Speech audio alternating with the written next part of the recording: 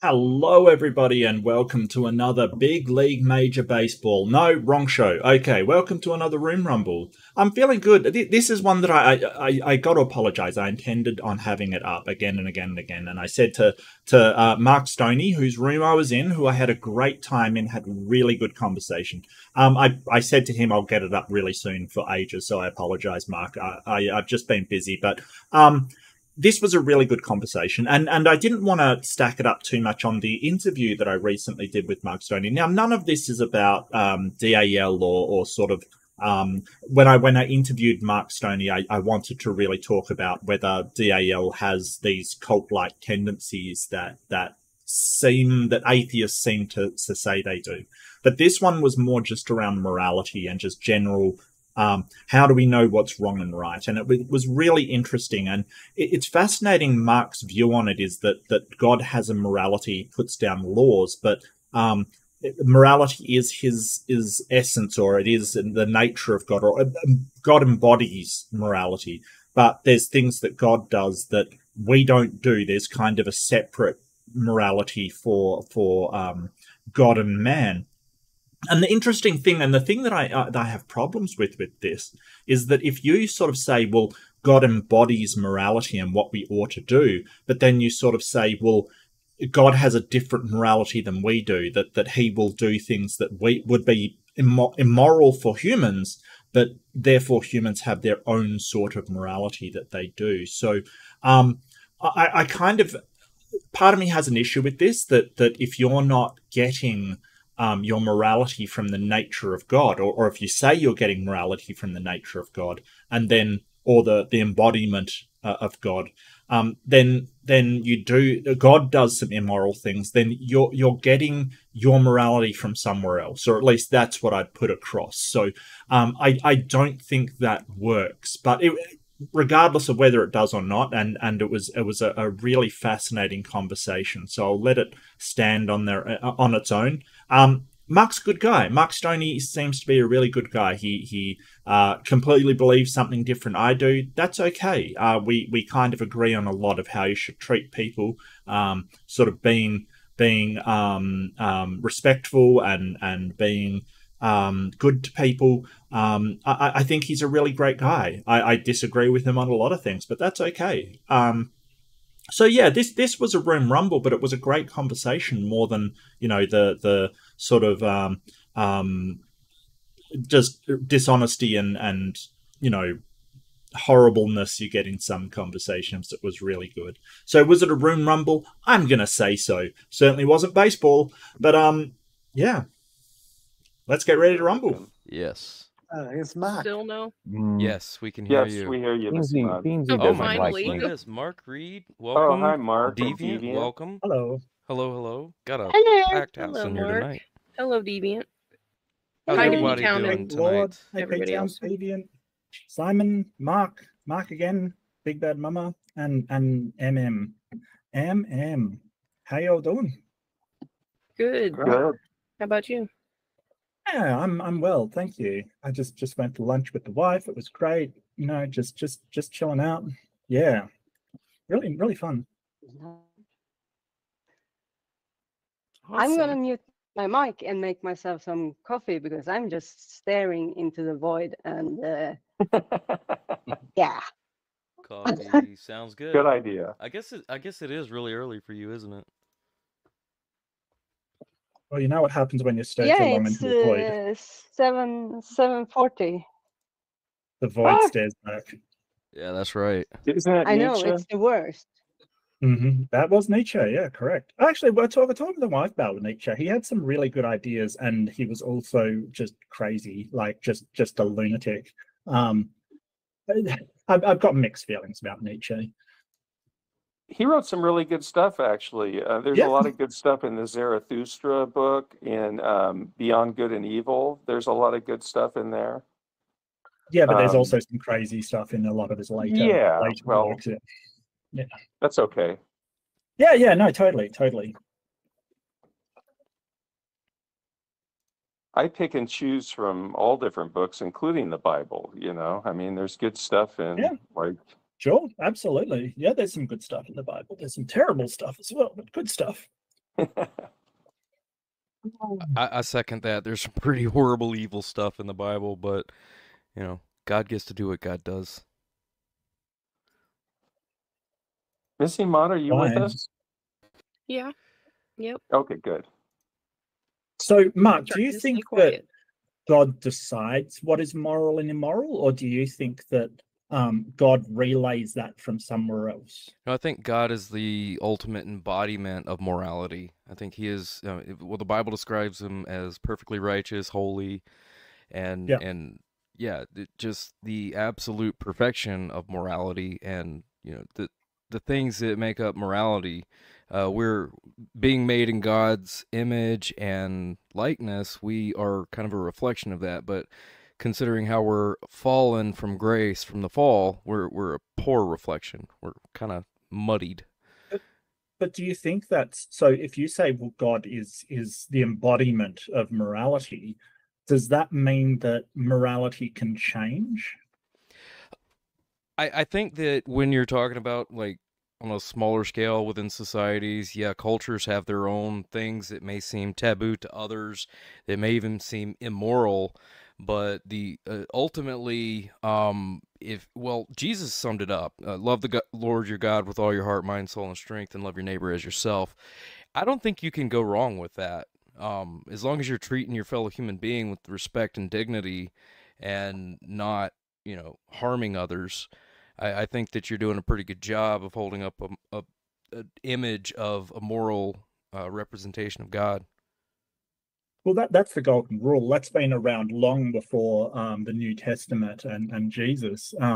There's probably some superior versions out there. The negative version probably is morally superior. The critical flaw with that one is sort of treat your neighbor as you would have them treat you, is that sometimes people want there to be a war, or want there to be suffering, or want therefore these things to happen. Yeah. So in those specific circumstances, it needs to be tempered with something else. Well, you say that the golden rule predates the New Testament. I would say that that's a different version of the golden rule. If you look, I think it was Confucius. Is that the one they say was the original? The Egyptians had a form of it. No. Confucianism. Yes. Well, it had a form of it. It basically was a negative. It was don't do unto others, from the Book of the Dead.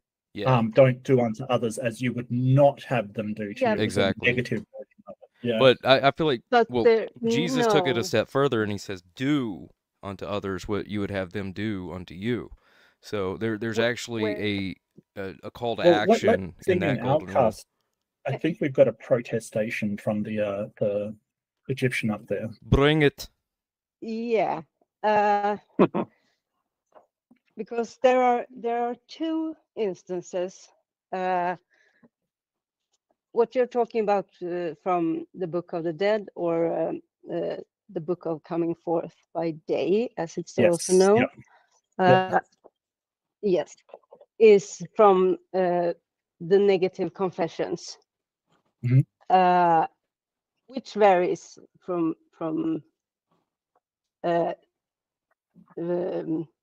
different versions. So remember, I'm still waiting for my coffee. So no, I totally understand. But there is a version of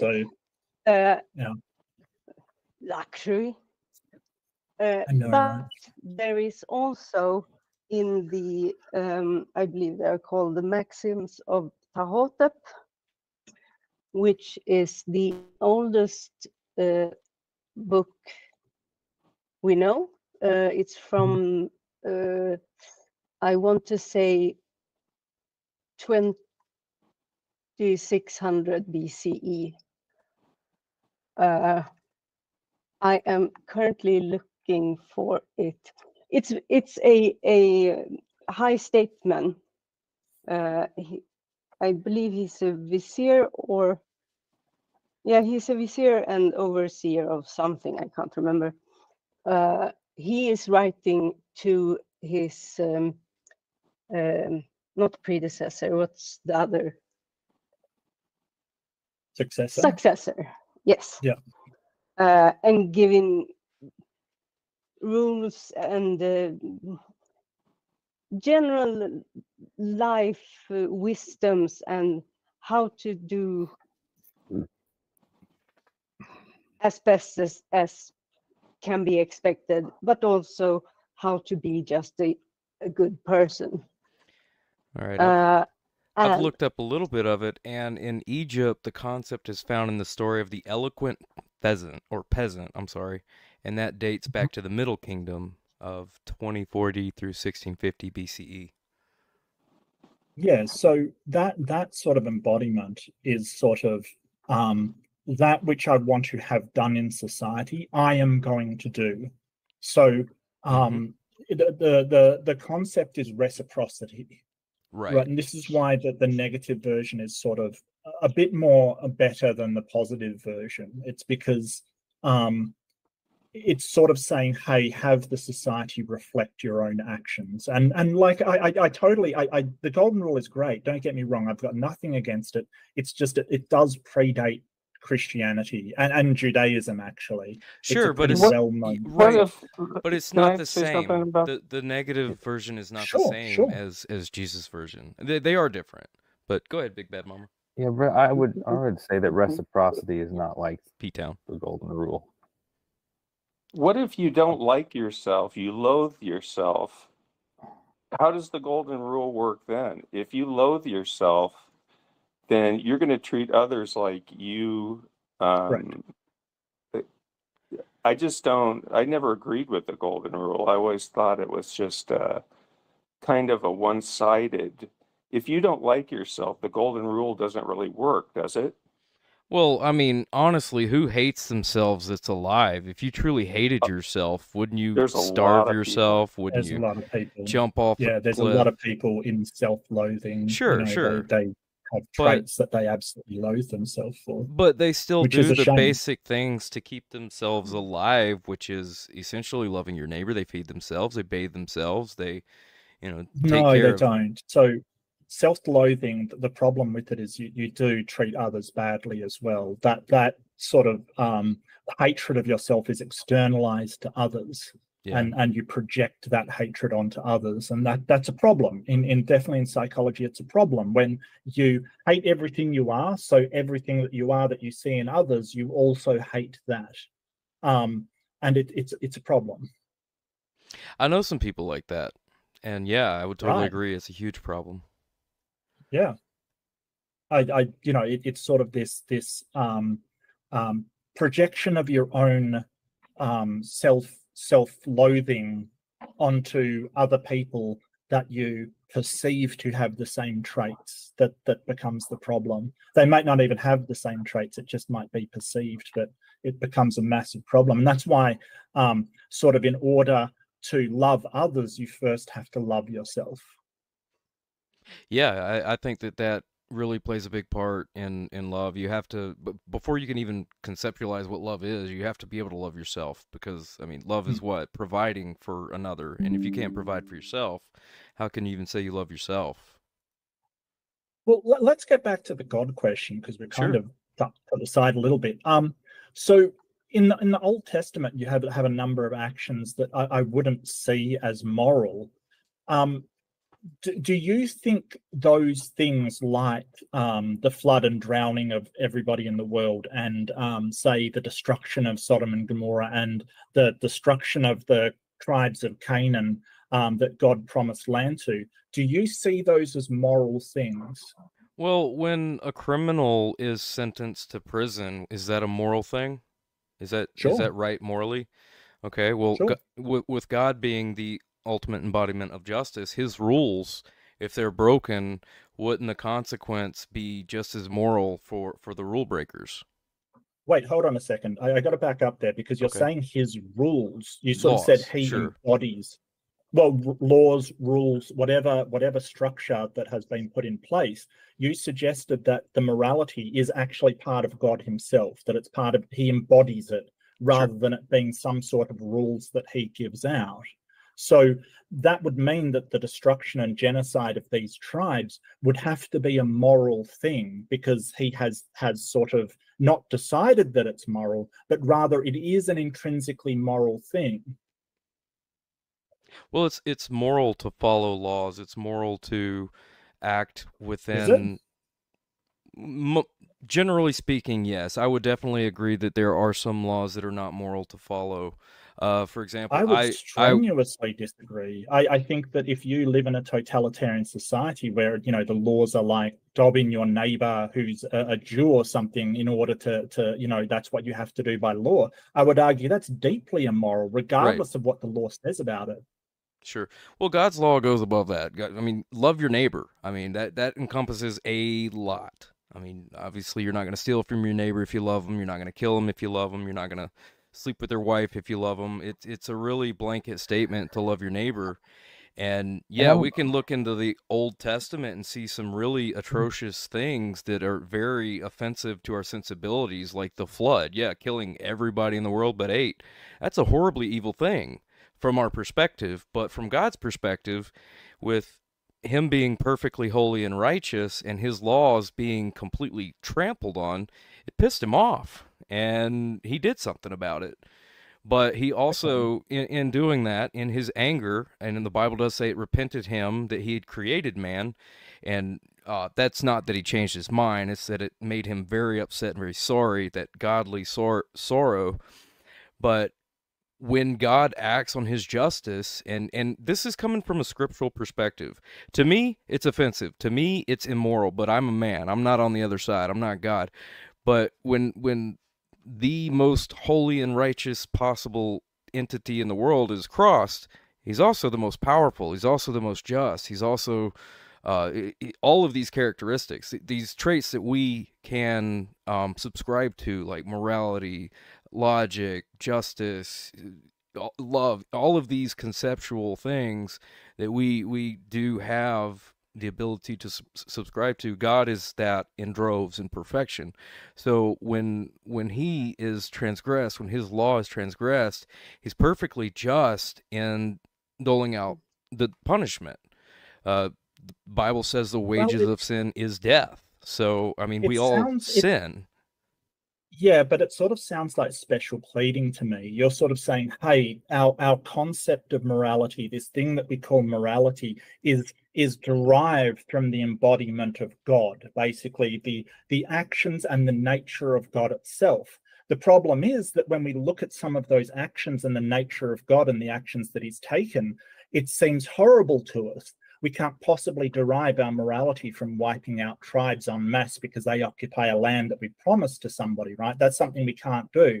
So it doesn't seem like morality is derived from the nature of God. It seems like morality is derived from what God says we should be, what we ought to be, that we ought to be good, we ought to do these things, but he isn't held to the same standard, which means that we can't take our morality from God's nature of morality because that is inaccessible to us. We're not allowed to say, hey, the things that God does is moral for us. Right. So again, we have to ask ourselves, where does the morality come from? Because if it comes from a God and he does things that are immoral for us, then we aren't getting our morality from the nature of God. We're getting it from what God says is good and bad. And that isn't, you know, that isn't an objective morality. That's just simply what God says is good and bad and says, hey, I can do this and you guys can't do this. But if you're looking at the morality of his nature, and the real question was, where do we derive our morality from?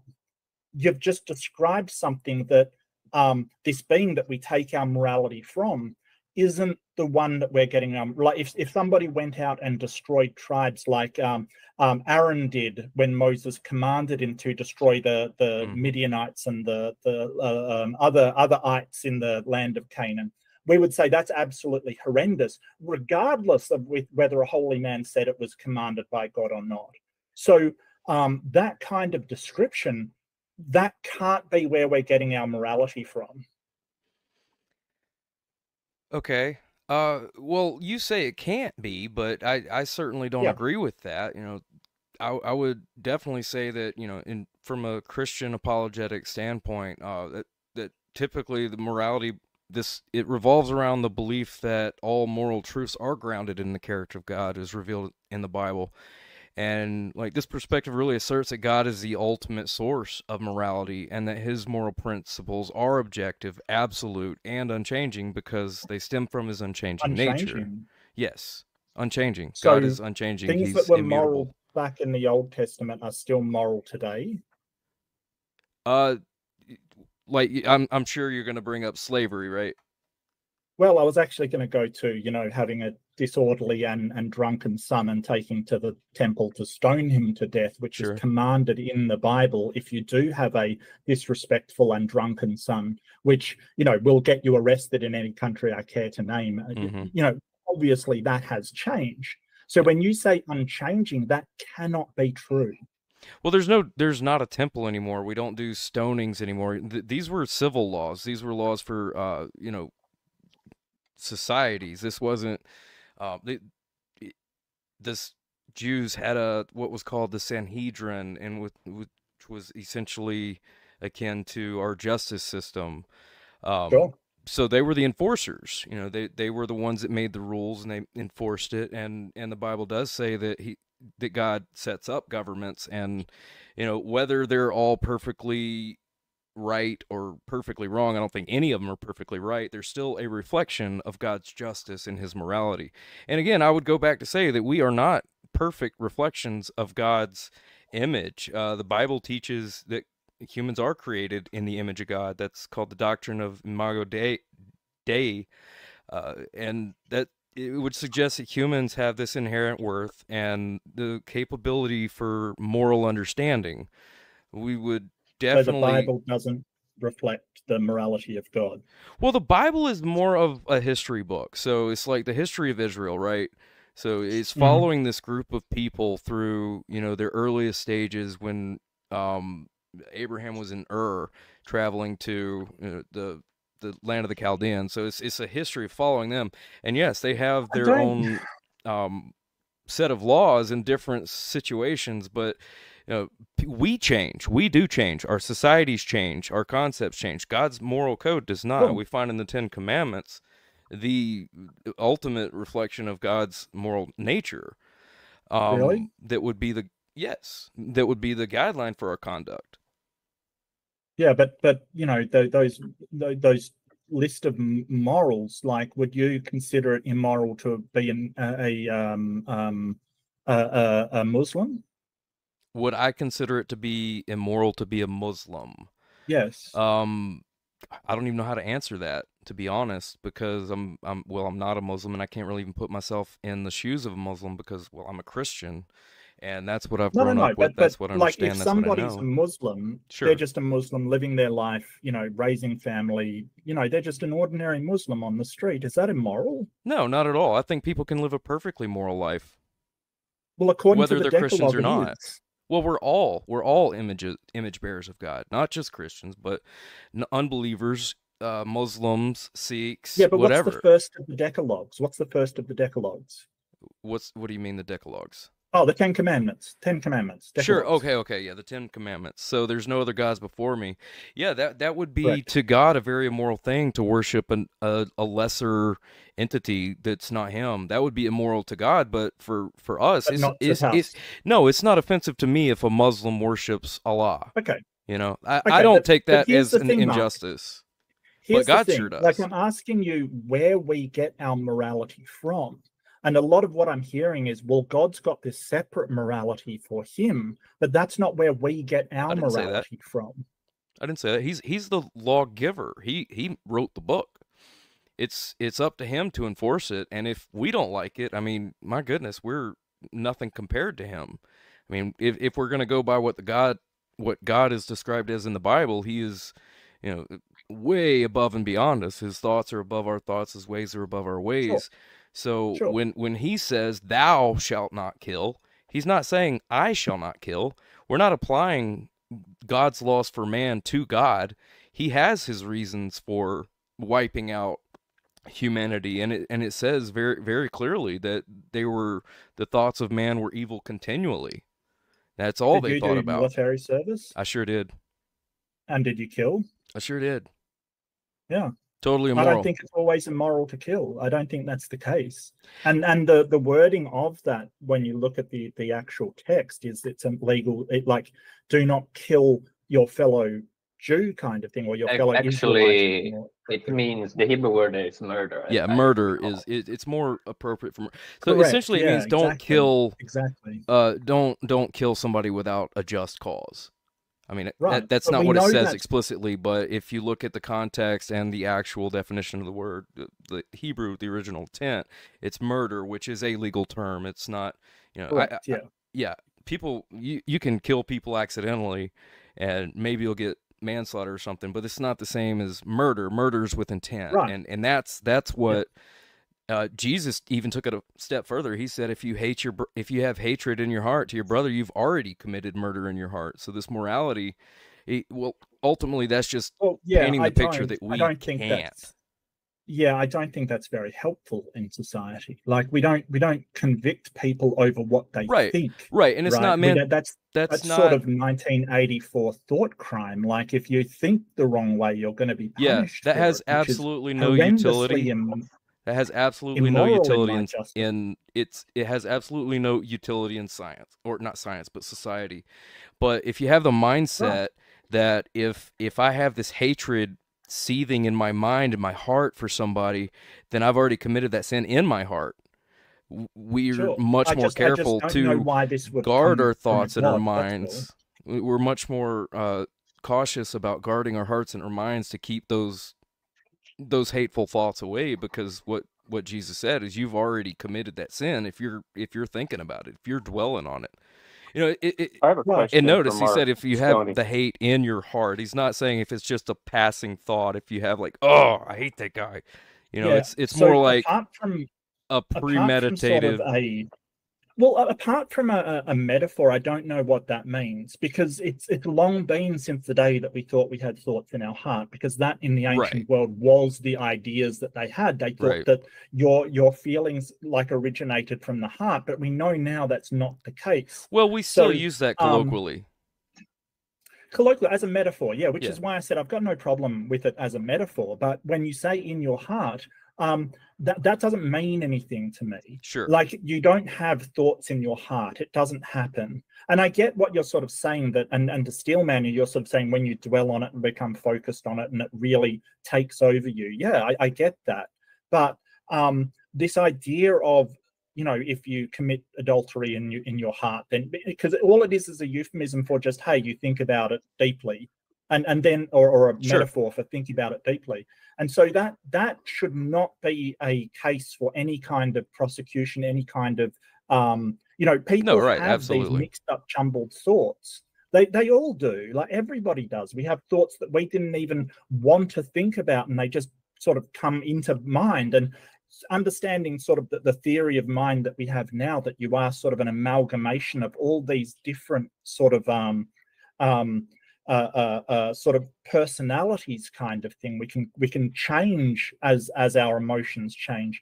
It just doesn't square away with, hey, because you had this fleeting thought that, oh, I would strangle that person. That is not a cause for any kind of I would agree with you there. Unlawful action. I would totally agree with you there, because we are going to have intrusive thoughts. We are going to have these, you know, these ideas of, oh, I hate you, I just want to wring your neck. I've had them, but it's when you start planning that, it's when you really see it's seething and it's eating away at you, and it leads to that action.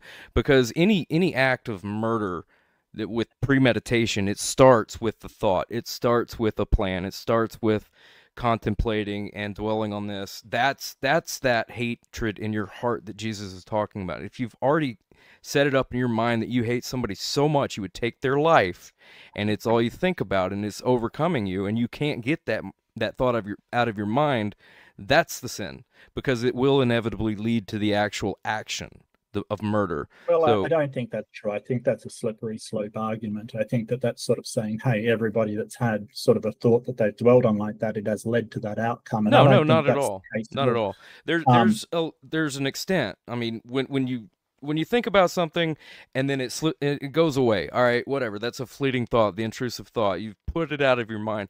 It's when you can't put that out of your mind and it ultimately leads to the action. That's what Jesus is talking about when he says, if you have hate on your heart. And it's a cautionary tale, more or less, to say, hey, if you've got these thoughts and you're dwelling on them, it's going to ultimately lead to this sin, this crime, this murder. You need to nip it in the bud, stop it at the source, because what it leads to is an actual sin. Can I ask Mark Well, I a question, can't please? disagree with that, but that's not the way it's phrased. I think it takes a lot of interpretation. Yeah, sorry. Go ahead, Big Ben. I'm sorry. That's okay, Mark. Mark Stoney, I was just wondering, so Jesus says that the most important commandment is the first commandment. Mm-hmm. And that's to love no other God but me, right? Sure. So wouldn't Muslims and Hindus, by the very nature of the gods that they worship, be considered sinners? Absolutely. I mean, that would be idolatry. So yeah, that would be a sin against God.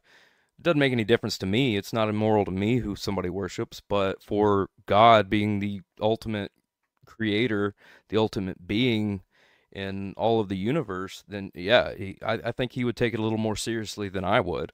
Like, I don't give a rip if people go and pray 7 times a day facing east. That's fine. You know, it's neat. I actually am interested in seeing that kind of devotion to a religion because I certainly don't have it for mine. I do pray, but nowhere near as religiously as Muslims, and I have a lot of respect for that tenacity in their religion because I certainly don't have it in mine. But yeah, I'm not God, and it's not offensive to me because I'm not the one who's jealous of worship. That would be God. He's the one that's jealous. He wants all the worship. He doesn't share. Pisses him off when people worship other gods. Sorry to interrupt you, Mark. I think we've got to separate sort of what you personally find offensive as to what's immoral. Sure. Right. So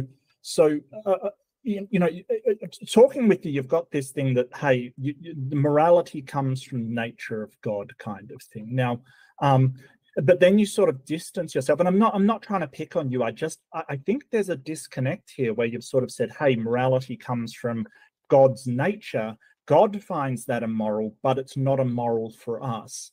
If morality is what goes against God's nature, or the embodiment of God, I think is the wording that you used, why is that not immoral from our perspective as well? Why is that not immoral? Because it's none of my business who people worship. That's between them and God. It doesn't affect me at all. It really doesn't. Well, it's not about affecting you. Like, so okay, so maybe we should break down what I mean by morality, because we might be on different wavelengths. So morality is sort of, in a normative sense, morality is the code of conduct expected by all rational people as in a society or in a group or in, the world, basically. If God has dominion over the world, then that's what it would apply to. So to say that morality comes from the nature of God, and God expects or says you ought to, God's very nature says that you objectively ought to worship him and put no other gods before him, then to sort of say, hey, but that ought doesn't translate down to actual people is a bit, do you understand what I mean? It's sort of like saying, hey, there is this objective ought, but we have a different set of moralities, what you ought to do in society, than the ones God has referenced or embodies, kind of thing. And I don't understand that disconnect. Well, I look at morality is how men interact with other men and how we live in this life.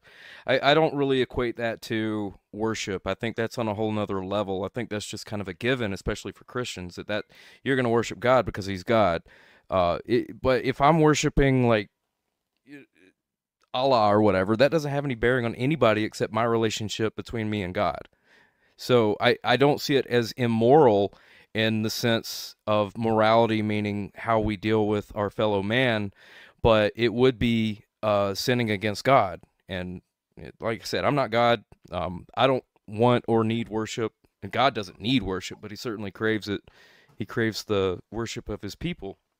So when... Do you get what I mean by oughts? here. Yes. Yeah. Right. I totally understand what you're saying, and I kind of maybe I'm having a difficult time separating like. Well, you find it in the Ten Commandments. The first part of the commandments is dealing with man's relationship towards God. Second part is man's dealing with man. So I look at that as the moral code. The don't steal, don't commit adultery, don't murder. And I look more at love the Lord your God with all your hearts. That's a law, okay? That's more of a law that I have to follow, but it's not necessarily a moral law, because I look at morality as how man deals with his fellow man. I have a question for Mark Reid that might move this conversation in a nice direction. Yeah. So would it be morally acceptable or morally right for God to manifest as his only begotten son, so that he can live in the world, provide an example, but ultimately die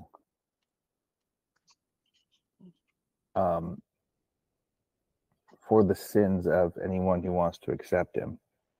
By my morality?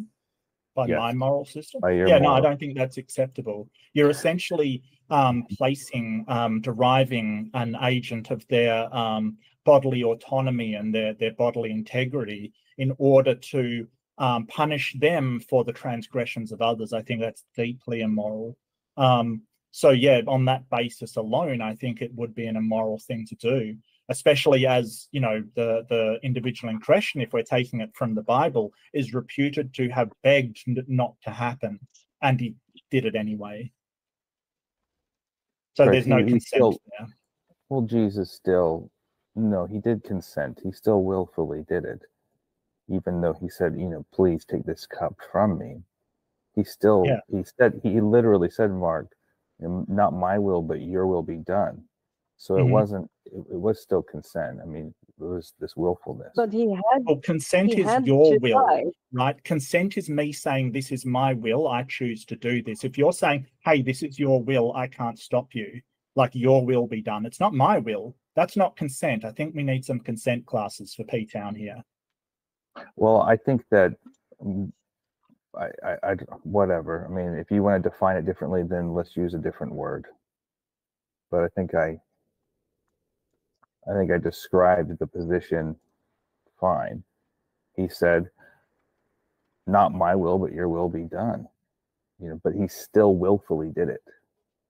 He had a choice. Did he really do it willfully when the salvation of all humanity hinged on him dying on that cross, and it was already decided by God that he was going to die this horrible, torturous death? Did he really have consent to give? Yeah, and then you've got problems of what's it called, when somebody forces you to do something because there is no other option, has a gun to your head essentially. Yeah. Because if you're Jesus and you understand that your sort of vengeful and angry father is going to get his way no matter what, at that point it may just be giving in to somebody saying, hey, this will happen. You know, but that doesn't mean you're consenting to it. It means that you've just gone, oh, well, I accept your will is going to be done no matter what. So here we go. I don't think it's an argument of consent so much as it is obedience. I mean, this, and I would say too that this whole redemptive plan was, in essence, cultivated by Jesus himself at the very foundation of the world. You know, he is the word as well. I think Jesus knew that he was going to be executed, or the moment, weird that he was pleading in the garden of, you know, in the garden that to take the burden from him and not put him through. Like, he really was pleading not for it not to happen. So it's a bit odd for him to come up with the plan, work towards it all of his life, then sort of beg and plead to his father not to actually go through with it. Not if that in and of itself is also fulfilling prophecy and part of the plan. But I don't think we're going to get anywhere when it comes to morality, because, I mean, our morality is based on God and what the Bible says. What's your morality based on, Mark? That wasn't the question you asked me. The question was, and I specifically said under my morality. Yeah, so my morality is based upon meta-ethical relativism. So basically what that means is that the meta-ethics of what you work towards are essentially relative. I don't think there's anything objective, but that does hinge on a lot of things. Like, for instance, if determinism is real, then you have objective morality. But I don't think determinism is real. I'm a bit of a compatibilist, so I don't think that's true. But I think that we all, it is ubiquitous, and I won't say universal, but it is ubiquitous that our own well-being and the well-being of the people around us are important to us.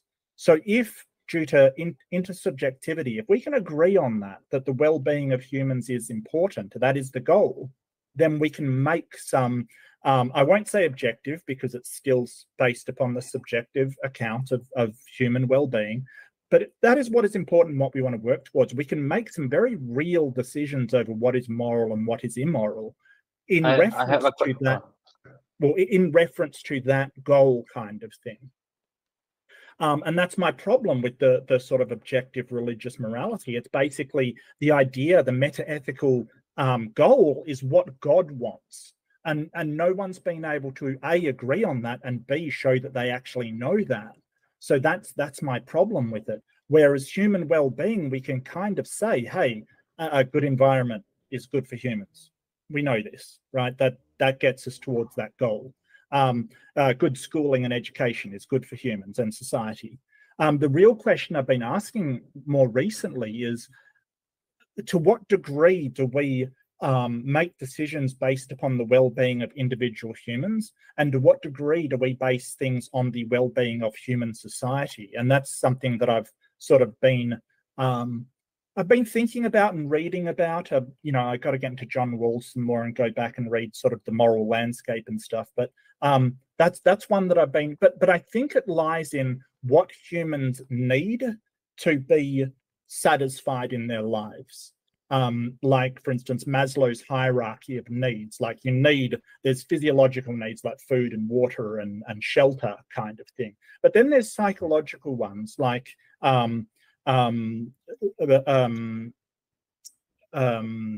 personal autonomy and bodily integrity, the feeling of safety, self-actualization. There's a whole load of needs that we have. That I studied all that in school. I mean, it's my degree. Well, yeah, but focus morality for a section. So look, because I just want to stem off of this and just point out a distinction here. Okay. What the Bible teaches is something completely different. You know, Okay. It describes it in this way. You know, we think, so do you, in a mocking way, God will be like, so you think because your cities are so grand that you think you're so special, or that your chariots are so glorious that you're so special. This idea that we in and of ourselves together collectively can reach, metaphysically to the heavens ourselves, is, well, I think I haven't genocided any tribes. To tie this into the morality aspect of it, it's describing as ultimately people being their own foundation, hopefully, of course, connected with one another, but ultimately moving in their own directions, and are going to be ultimately lost because they don't have the assured foundation. Well, you don't have a assured foundation as it is, because everybody disagrees on what God's morality actually is. The First Baptist Church disagrees with the Second Baptist Church over what's moral, which disagrees with the Catholics over what's moral, it disagrees with the Greek Orthodox over what's moral, that disagrees with everybody else over what's moral. So you don't have a fair foundation. Number two is you don't have direct access to God's morals. Your interpretation of the Bible is where you get your morals from, P-Town, and that all. We'll pause there for both of them. The sure foundation is the Word, and we do have direct access. It is the Word. All the other stuff is nonsense. Wiping out tribes is morality. That's your foundation. That's moral. Because I haven't wiped out any. I haven't genocided any tribes lately. Has God? But Mark, Reid, can I ask you a question? Sure. Is it okay to commit genocide for the greater good if there is no?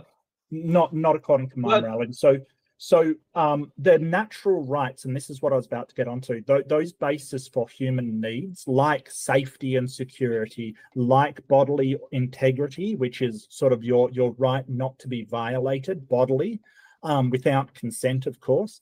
That comes into natural rights or natural laws that you have that give people the right for that not to happen. But natural laws, like the lion doesn't care what the zebra thinks when it like hunts. But that's that's moral relativism. Yeah, That's but I what mean, Mark is. I don't like, think if that there's no animals God, have morality. I don't think it I mean, raises to the are level of like morality. are in an theistic view, like, are not humans animals too? Sure. In a sense? Sure. Yeah. So what like? Well, definitionally, we are. There's no classification that like we classify animals by certain traits, and humans have every single one of them. I'm not sure what traits you think that we have that aren't, part of the animal kingdom. I mean, we're not plants and we're not minerals. What do you think we are? Like as a Christian, I think we are. Yeah, like Mark Stone said, like we are man, we are made in the image of God, and like we are not animals. Okay, so what are we? Well, I think if you really lump us in with the animals, you run into a moral ontology problem, because how can you say that moral facts exist for animals and for us at the same time when they can't even understand? I don't think moral facts exist. You're saying chimps don't understand? No. Okay, so Mark, hang on a sec. Hang on. I got to Sorry. respond. So moral facts are the purview of moral realists, i.e. people that think there is objective morality, something that is like if you took away all the human minds and all the minds in the universe, it would still be there. Sure. I don't think that moral facts actually exist. I think that morality is a construct made by humans, and sort of animals have a proto-morality. Like I'd agree before with it gets to morality, they do have certain rules that if you violate, there'll be consequences in their societies, which is a proto-morality. I don't think it rises to morality, but I think it comes close, especially capuchin monkeys, chimpanzees, all of these kind of more intelligent animals. But I think it is a twofold thing that derives from how we've evolved to be a social species, our feelings of empathy and reciprocity, and it comes from social construct. We essentially have this thing in our head, and that explains moral diversity throughout the world, because you'll notice that morality isn't the same. It doesn't follow this and throughout time. Code. And throughout time, absolutely. Well, if moral facts don't exist, how can we know what is right and wrong? Yeah, then because that's like Hitler did nothing wrong. Well, can I answer that, or can I answer that, Simon? Simon, let me answer the question. It wasn't for you. Because we will have an aim that we have in mind. Like, what do you want out of life? What society do you want to live in? Do you want a society where you and the people around you are happy and you have good relationships and you flourish? Or do you want a society where everybody is backstabbing and killing each other and it's just chaos? This is the thing. Like, almost nobody will say they want that sort of chaotic society. And that's what I mean by it. It is ubiquitous what we work towards. It's just that some people work towards it in different ways.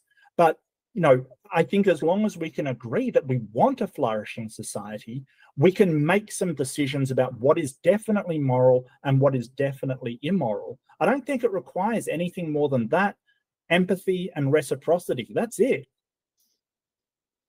Okay, well, that sounds like a moral fact to me. Let's not forget that. That sounds. Where did I do a moral fact? We don't remember.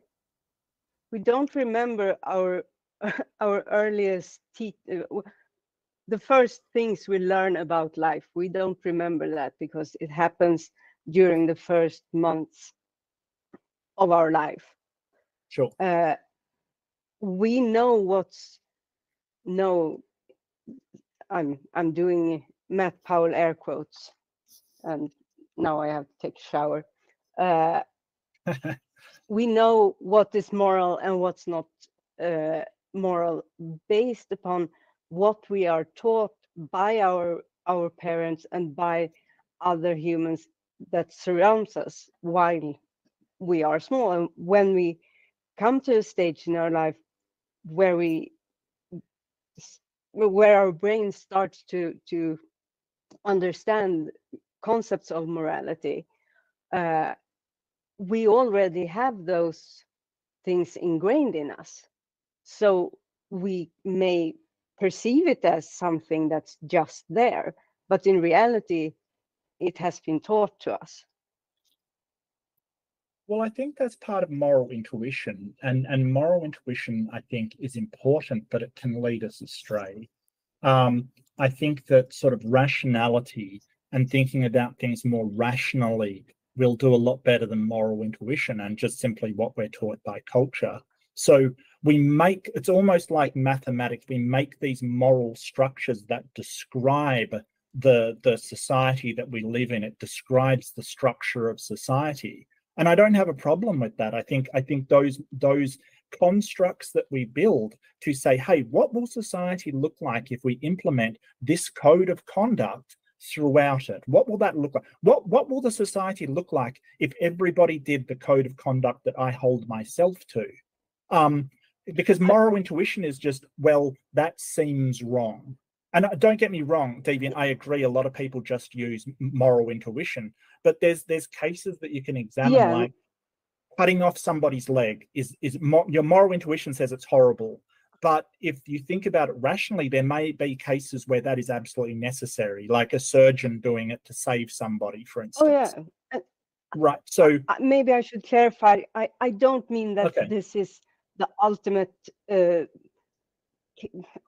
morality or the way to figure out what is moral or not. I'm just trying to explain why we may perceive it as something that is just inherent in us, while it's actually not. That's true. Yeah, no, I agree with that actually. P-Town, do you need the Bible to tell you how to treat other human beings? Well, I like to believe that I was a pretty good moral person before I was a Christian. I as far as I can tell from that objective standpoint, looking at it from my old atheist eyes, although I had some peculiar views, because I think if you follow Mark Reid's path with that secular humanism, the best thing for humankind model, it can lead through some dark places depending on your interpretation of it, but I don't want to go there. But there's some distinctions here. Religion can too. Let's go. Sure. You're going to knock secular humanism. Tell me where let's come back leads, to that. Because I don't see how it leads to any dark places. I don't see that. I'll come back to that. What I wanted to point out some distinctions. Okay, well, make sure you do, because throwing that out and sort of then ducking away it's a really terrible thing to do, because you basically said, hey, this moral system leads to terrible places, but I'm not going to elaborate on how it does or why it does. So, make sure you get back to that, because I'm going to hold you accountable for that statement. Sure, and again, I didn't necessarily say that. I was talking about some people. You just said that. Some people. You just said that. Okay. No, you did not say some people it leads to that. You said that secular humanism leads to some very negative outcomes. You said that. I was saying that some people, and I was talking about myself in the past, it led towards some dark places, and I will come back to that. I wanted to point out some differences between what Christians believe and some of the terms that you brought up. One example would be reciprocity. Reciprocity is the idea of, I give you, therefore you will be inclined to give me, or, this. Not exactly. Well, it can also be equal, it's equal outcomes for equal conditions. So, for instance, it can be if I do X amount of work and this other person does X amount of work, then we get the same for that, right? It's the idea of fairness between things. So it isn't just, I give and you give back. That's one of the things, but also it's that in society we treat people on a level playing field and behave to give them equal outcomes, basically. Okay, so sure, that's good enough. Okay, the Bible doesn't teach this. No, For no. example, giving, you would want to, when you give, you should, not let your left hand know what your right hand's doing. You shouldn't be worried about what you're going to get in return because of giving, even though God does bless you, for doing such things. He encourages you to do those things in secret, to do the right thing when no one else is looking, even if it does, especially if it's not in your best interest. Okay, so I've got an issue, Mm-hmm. Peter, because you're straw manning what it actually says, not the Bible, but what secular humanism says. Because if you want to live, reciprocity also says if you want to live in a society where something goes on, you've got to do the same thing. For instance, and I'll use this example, if I want to live in a society where people will let me in when I change lanes, I've got to let people in when change lanes. That's reciprocity. And indeed, if I want to live in a society where people are charitable, then I've got to be charitable. So you're taking one tiny bit of reciprocity and saying, oh, well, when it's transactional, when you give something, you expect something back. That's part of it, but it's not the only part of it. And that's where you're straw manning it. Okay. Sorry to interrupt, but I have to go to work. It was really nice to speaking to all of you. Yeah, thanks for joining us, Simon. Thanks, Simon. Good to talk to you. Take care, Simon. Have a good one.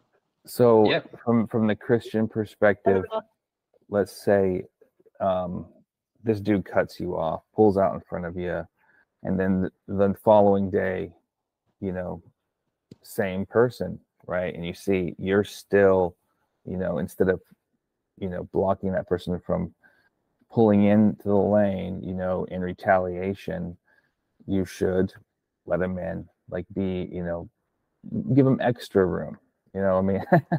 This is the type of behavior that the Bible teaches. Or let's say no one's useful to society anymore. They don't have family or kids or whatever, probably the best thing for society would be to put them in a home, use their assets for more important purposes. And in this case, it's, doesn't teach that. It teaches not to do such a thing, but to actually invest time with that person and be good to them, even though it's not good for you, even though it's not necessarily good for society as a whole or beneficial. These are things that the Bible teaches.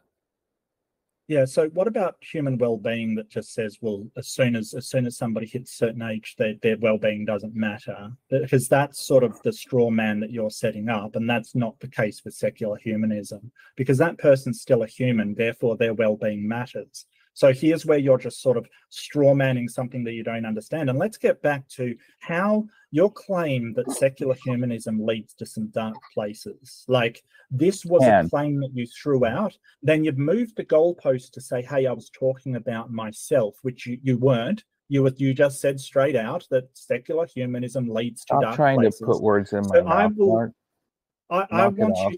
I want you to justify that claim. Sure.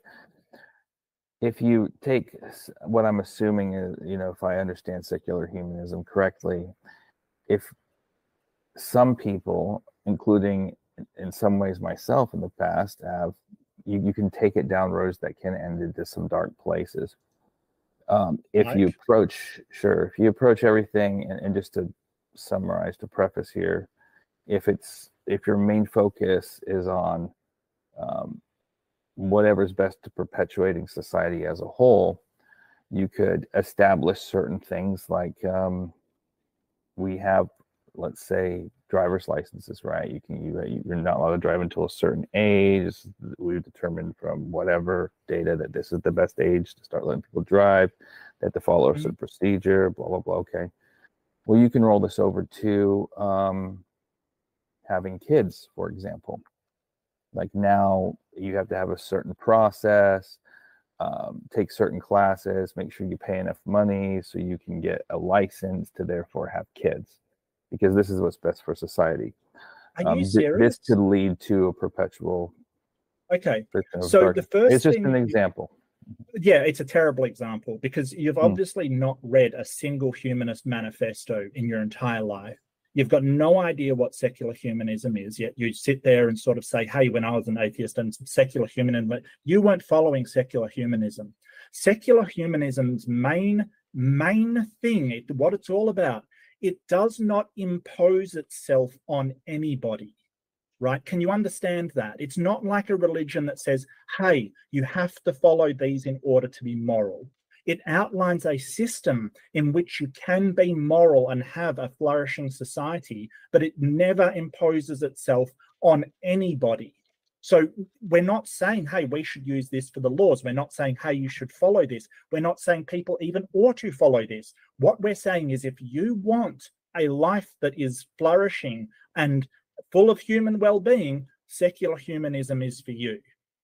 That's all. It doesn't make these statements that you're talking about. It doesn't.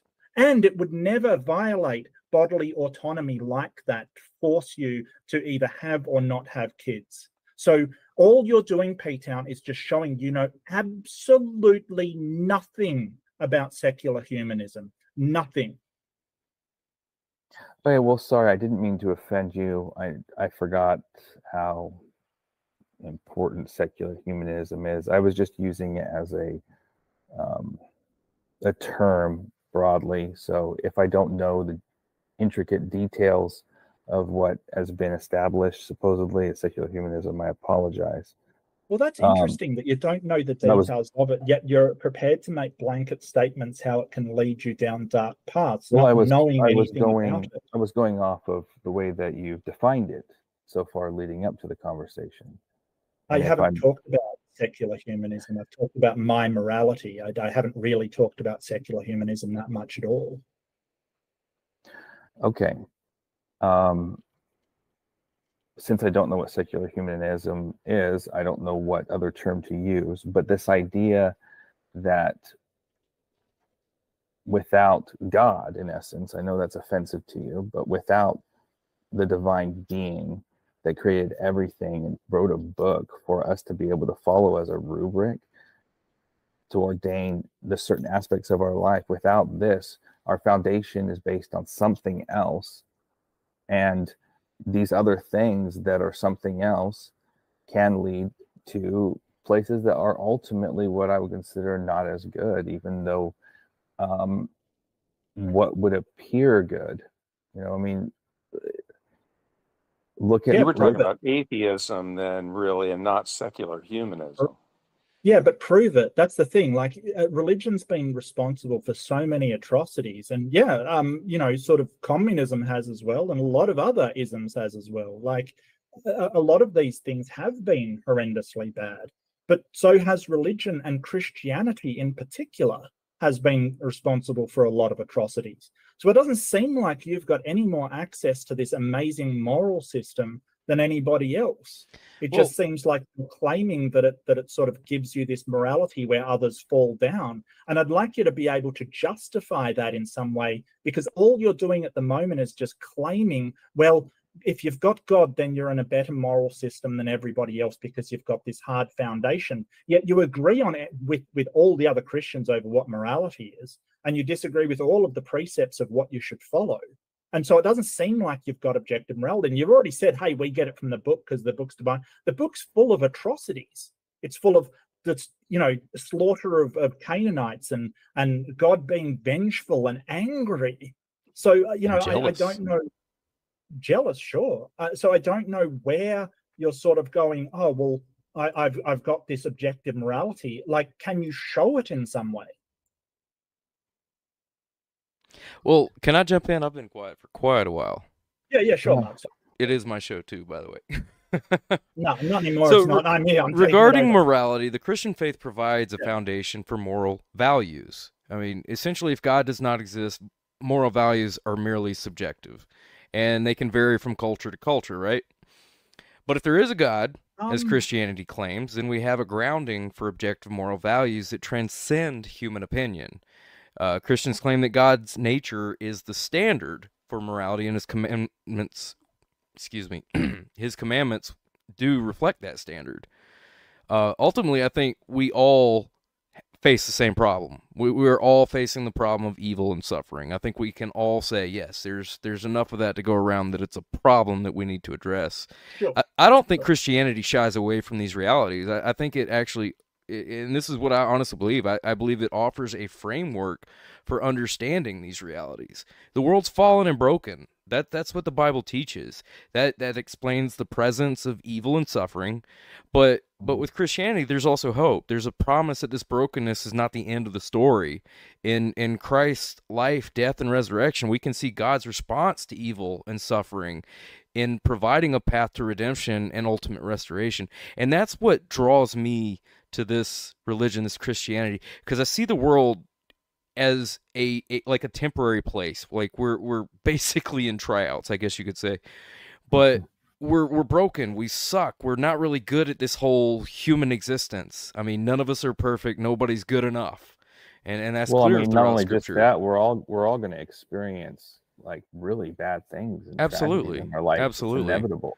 But with Christianity, I just see that, you know, through the story of Christ, his life, his death, his resurrection, that this God, this ultimate God, this angry, vengeful, hateful God also has grace and mercy, and he provides this mercy as a path to redemption and ultimate restoration, to where this issue of evil and suffering ultimately, and that's keeping in mind that, you know, we view this life as just passing, as just a vapor in the wind. You know, we're here, we're gone, and then time just keeps marching forward into eternity. But with Christianity, what Jesus offers is this path to redemption, this path to restoration. And a lot of the objections that we face, like the hardest aspects of Scripture that take diligent study, that have the most, you know, moral disagreements with what secular humanism or any generic person would consider to be moral. A lot of those instances are examples of us to follow once we've accepted Christ into our life. And the intricacies of this and the details and the depth you can only get to experience and understand as a Christian. And sure. Yeah, whatever. And yeah, I know, but again, it's foolishness to you.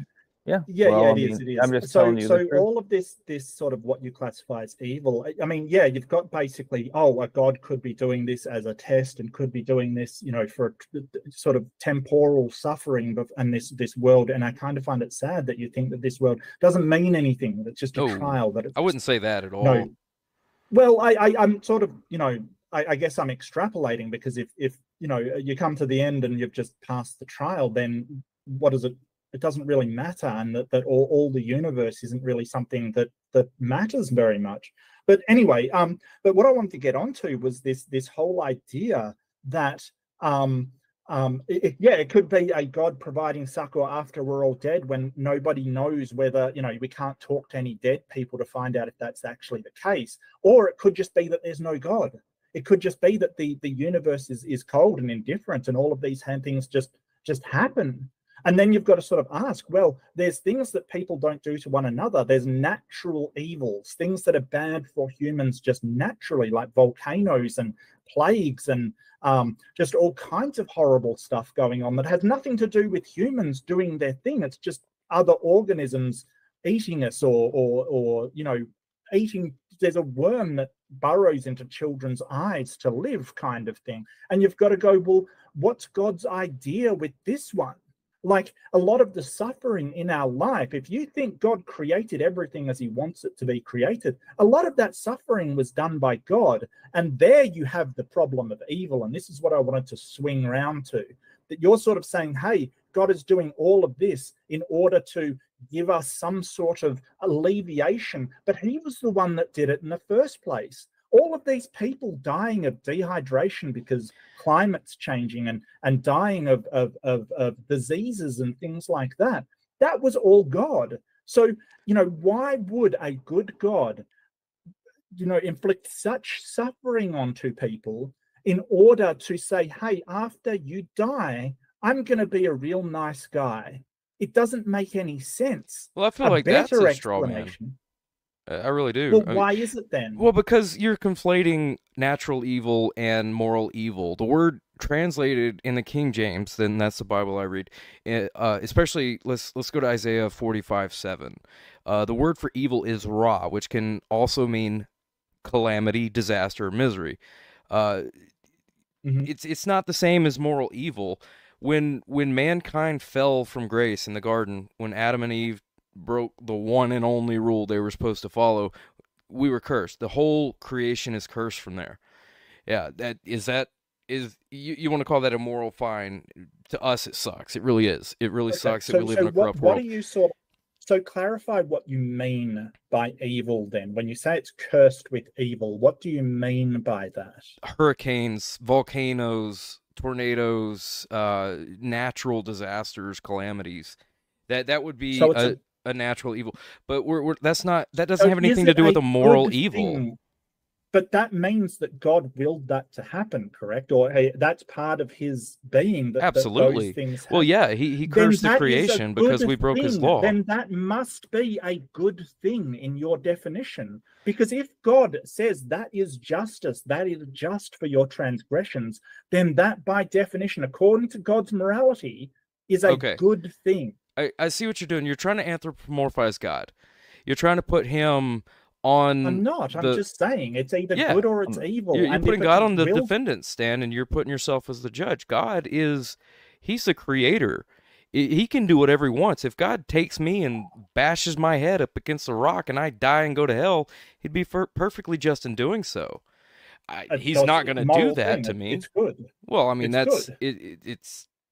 yeah, sure. It would be good. It would be just for God to do that because I'm a sinner. I've transgressed his law. And the Bible says this is the problem of evil. So it means that children dying of leukemia is a good thing. Well, this idea that's a natural evil. That's not a moral evil. That's a result of the. That's a result of the world we live in. Look, I clarified what you meant by evil, and you sort of said hurricanes and typhoons and sort of this kind of stuff. Yeah, I'm separating natural evil from moral evil. Okay, but this is the thing. Like, if you're saying, hey, God introduced evil, and that's typhoons, natural occurring things, leukemia is naturally occurring. So that must be a good thing.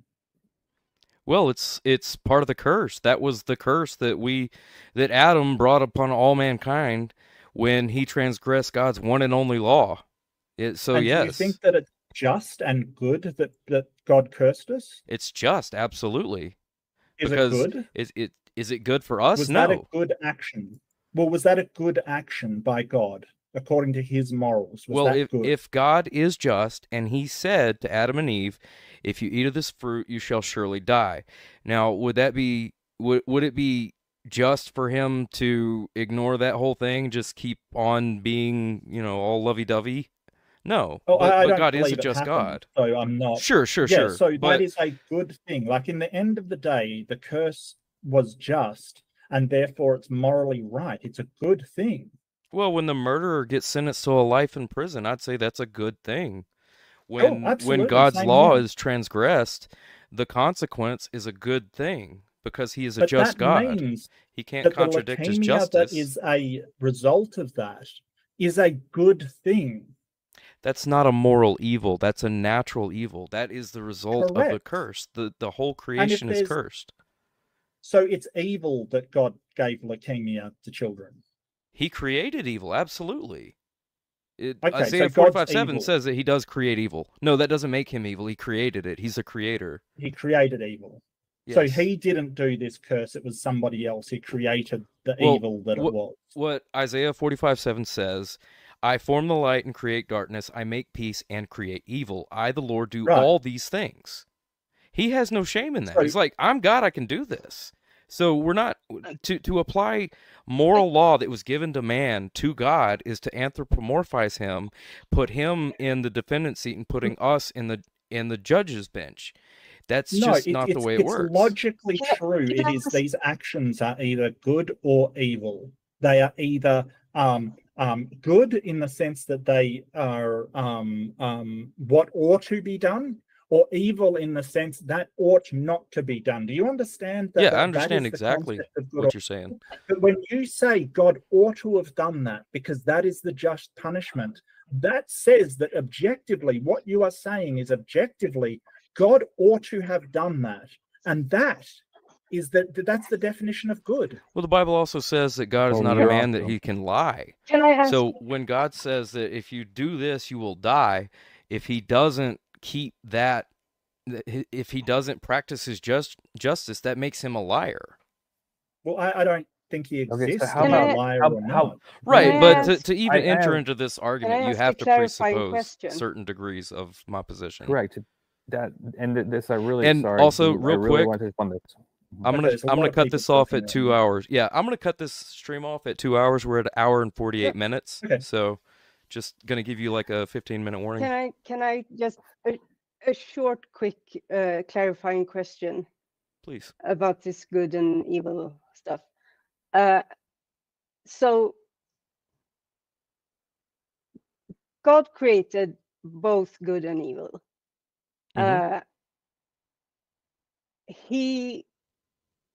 The evil that's in the world today is because of this sin that took place in the garden, where they broke his one and only rule. But that was good because God is good. Can God be evil? No, because in James 1:13 it says, how can he create? God cannot even be tempted by evil, nor does he tempt anyone. But how? But how can he create evil? How can he how can the evil be in the world be a result of his actions? But he is not evil. Well, he has mediators, and you can flip the other coin and say, how can how can a person who sins come to God who's completely righteous, right? In this case, a mediator. This is in the same way he uses the adversary. Yeah, this is going sideways. Like the whole point is, if he creates evil, right, he can't be completely good. He must have knowledge of evil in order to be able to create it. Of course he has knowledge. Of course he has knowledge of it. Yeah, so if he creates evil, he is the cause of that evil. No. That is not what the scripture suggests. Isaiah 45:7, that's the verse I quoted. It's part of a passage where God is asserting his power over all aspects of the world, both good and bad. The context suggests that God is sovereign over all events in the universe, right? But it doesn't necessarily that God, it doesn't imply that God directly causes moral evil. Did he set it in motion, the curse? Absolutely. But the moral evil that exists within humanity, that's Adam's, I don't want to say fault, but that's the result of Adam's iniquity, his disobedience to the one and only rule. He was told, this is what's going to happen. You're going to die in that day that you disobey this rule, if you disobey this rule. So God, being a just God, followed through on his promise. So he did create this evil, but we brought it on ourselves. And I'm not talking about individually. I'm talking about like Adam is the federal headship of mankind, which no longer is the case. It is now Jesus Christ who is the federal head of mankind. Suffer for this sin, right? People ought to suffer for this sin, right? I mean, should criminals pay the price for their crimes? It's just a question, Mark. Well, that's not a question. Yes, okay. Absolutely. So the problem here is that, when we go and we cure leukemia, that kid is not suffering for that sin anymore. Right. We have violated what ought to happen according to God. Well, no, that would be the original sin. Mark, I just want to explain some things. When you're talking about oughts, you're talking about morality. That's what you're talking about, right? It's just what ought to happen is morality.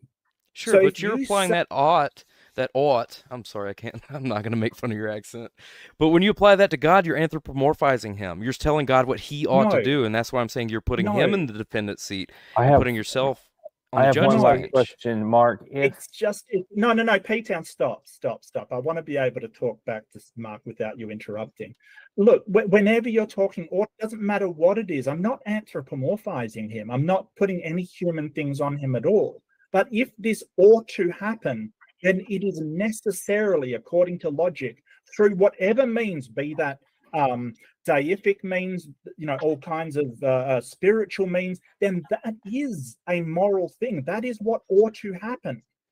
That's the thing that you're not understanding. I'm not saying that it has to follow human morality. I'm saying that under his morality, that is a good thing.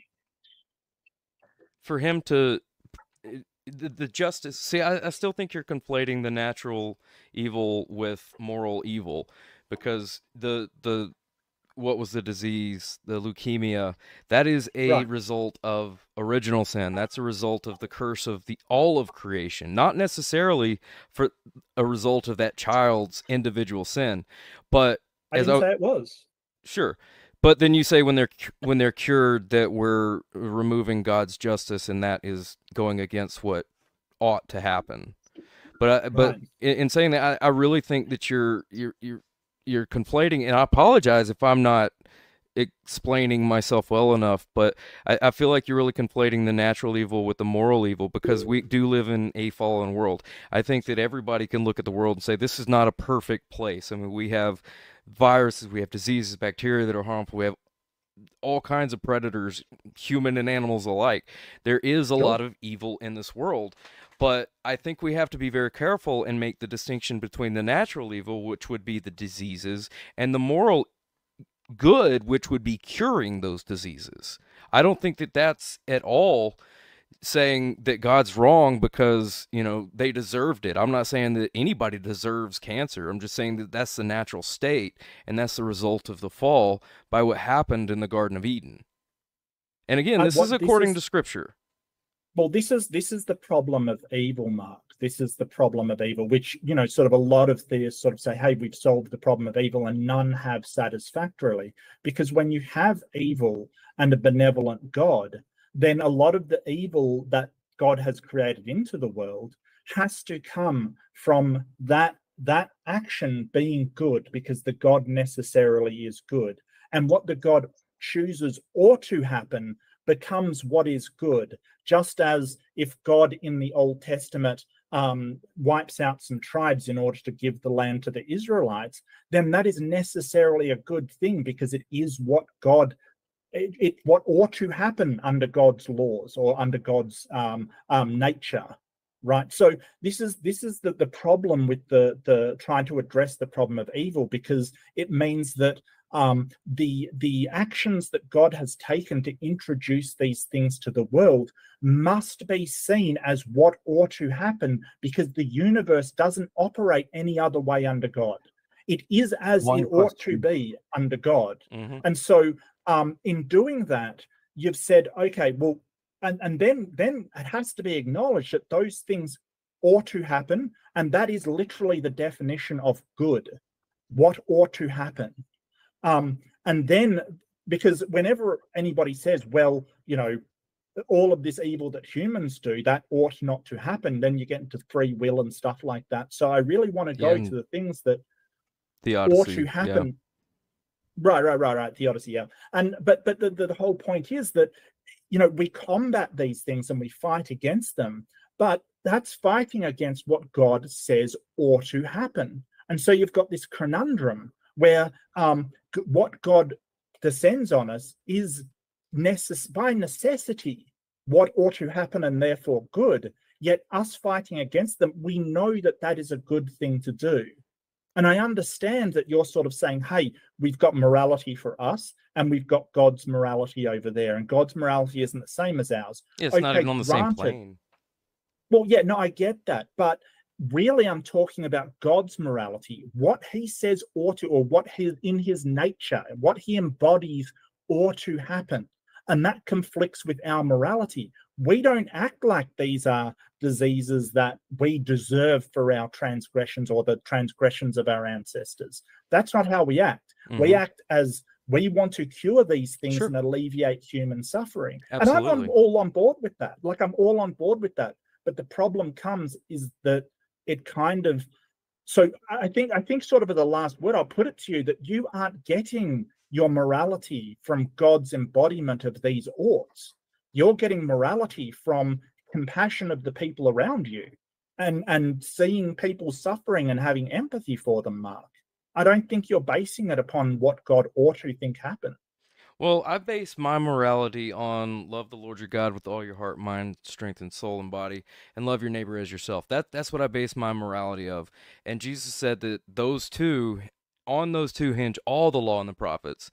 So for me to live a moral life in God's eyes, I don't worship other gods. For me to live a moral life towards my fellow man, I don't steal from him, I don't kill him, I don't covet his wife, etc. So yes, there's some distinctions that need to be made there, in my opinion. Can I ask one? But yeah, we're gonna wrap it up here in 2 minutes. I'll get to you, Peter, in just one sec. But neither do I, Mark, and I don't have a God, and I don't, have to listen to a God. And I don't think you have to have a God to be a moral person. I've never made that argument. But I think you can be a perfectly moral person towards your fellow man. Now, are you being moral towards God? No, but that's not the same morality that I'm talking about as far as the morality between man. Like, I think it's a good thing to cure leukemia. I think it's a very good thing. But that falls under loving your neighbor. As far as the condition that we live in, this fallen state, that's just the way it is. Whether it was God or whether it's just the natural processes, we do live in this corrupted world where there's death, disease, sadness, sorrow, all these things, hate. But if we can just try to follow the very simple commandments to love your neighbor as yourself, I think we do so much better as humankind. And it's embarrassing that so many Christians don't get that, and I hate that, but that's just the way it is. I think a lot of them would disagree with your morality. But anyway, I'll go to P-Town. I won't respond to that. I'll go to P-Town. Well, actually, I'm sorry, but just the one question mark, real quick. Okay, real quick, and then I'm shutting it down. I'll be blinding if God was made known to you, and you knew he was God, would you have trust in him to believe that all things work towards what he deems as good? It depends what kind of God. If you're talking about a maximally the God of the Bible, the God. Oh no! The God of the Bible's a monster. I would never. I don't think that's moral at all. I think, some of the things in there are absolutely terrible, what's been done. Slavery, genocide, mind control over somebody and then killing the firstborn. Even if God existed and he was made known to you and you knew that he was God, you still would not trust him. Well, at that point, it's sort of a might makes right. He says all things work towards his good. Look, if it was a benevolent God, I may very well say, hey, and given, I know the reasons for it, I might say, hey, you're benevolent, sure.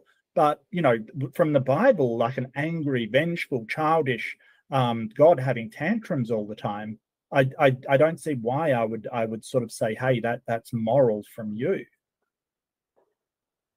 All right, I'll let you close that up. I would really have to meet the God and see what they're about. If you're talking about the God in the Old Testament that's demanding people sacrifice children and destroying cities and having a tantrum every 2 seconds and doing stuff to the Pharaoh so you can kill every firstborn man, woman, child, slave, animal kind of thing in a massive bloodbath, then I don't think so. But I'd have to know this God before I can make that decision, right? I don't think so if it is the God of the Bible, though. All right. Well, I do appreciate everybody coming tonight. It was a very lively discussion. I really enjoyed it. I'm going to close out with a passage from Romans chapter 1, starting verse 18. For the wrath of God is revealed from heaven against all ungodliness and unrighteousness of men who hold the truth in unrighteousness. Because that which may be known of God is manifest in them, for God hath showed it unto them. For the invisible things of him from the creation of the world are clearly seen, being understood by the things that are made, even his eternal power and Godhead, so that they are without excuse. And I'm going to stop it right there. I'm going to wish you all a wonderful evening. Thanks for coming, and I hope we can do this again sometime soon. Everybody have a great one. Yep. Thank Good you. Night, everyone. I want to give a big thank you to every single channel member who does so much to help me and the community have a fantastic time and keep producing more content. Thank you so much, everybody.